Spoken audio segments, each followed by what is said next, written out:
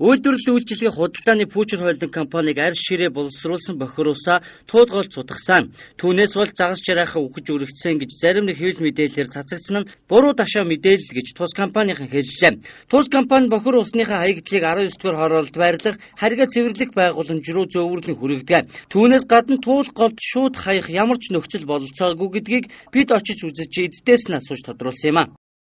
Бидний одоо бас ижил төрлийн бизнес эрхлэгчид одоо адилхан үйлдвэр ажиллаж байгаа энэ одоо бусад компаниудын өрсөлдөөн бас энэ тэр улсуудад бидний одоо энэ маш их шалтгаан болсон байлээ.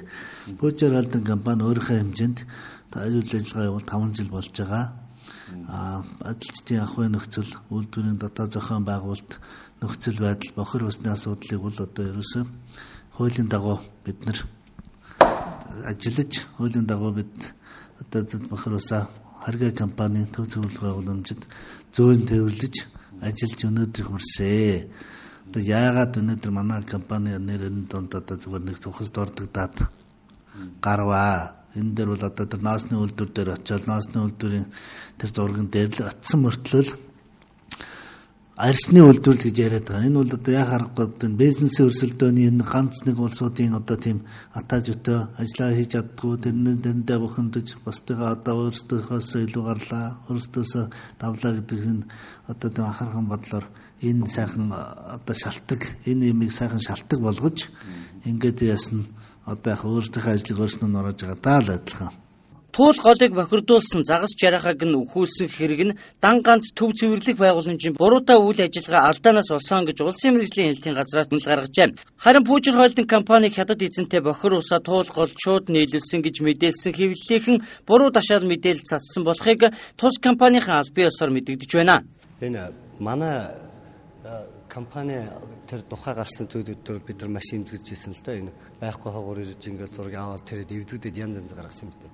Ерөөсөө эцсийн бүтээгдэхүүний дамжлагуулж гарч ирж байгаа барваанууд нь энэ юм байна.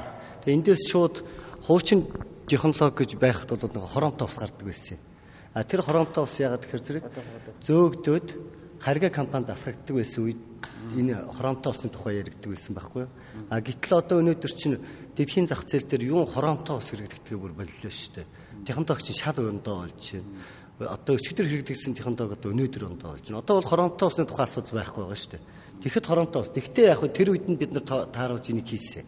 Энэ ямар ч үтэй гэхээр зэрэг эндээс шууд эцсийн бүтээгдэхүүн буюу дамжлагтай орж ирж байгаа ус маань асгараад энэ суугаараа яваад энэ хоёр суугтай энэ тэр маань өөрөө шууд сүүгдээд тэндээсээ харьгаа компани зөөгддөг байсан юм асуудал. Тэгээ харьгаа компани маань тэрийгээ зөөгөөд эргээ цэвэрлэх байгууламж руу явуулдаг ийм асуудал байсан байхгүй. Одоо бол энд байгаа үнэндээ бол тийм хором хэрэгдэгдэхээ байлцсан шууд цэвэр усаараа явж байгаа. Гэхдээ манай компани харьгаа руу зөвшөөрөгдсөхийн дагуу одоо болтол бас лагийн чанд тунц буюу лагийн чанд тунцнаас бас машинд очиод харьгаа руу ачигтаад ингээд үйл ажиллагаа явуулж байгаа. Тэгээд энэ компани туул голоос 10 гаруй километрийн зайд байрладаг. Үйлдвэрээс гардаг бохир усаа өдөр өдөрт нь харьгаа цэвэрлэх байгууламж руу зөөвөрлөн хүргэдэг юм байна. Туул голын бохирдол за их хэмжээний загас өгсөн асуудал бол аль ширний үйлдвэрүүдтэй холбоотой гэсэн ийм асуудал бол тавигдаад байгаа л да.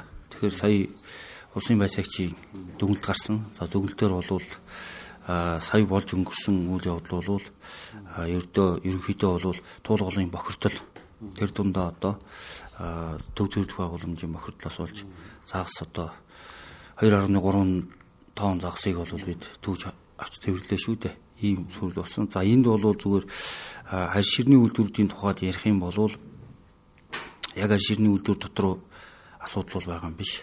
Төв зөвөрлөх байгууламж нь 3 цаангаар их хэмжээний бохир усыг шүглгүй шууд туул гол руу цутгасан голыг бохирдуул загас жарахаг олон орн өгөхөд хүргэсэн байна.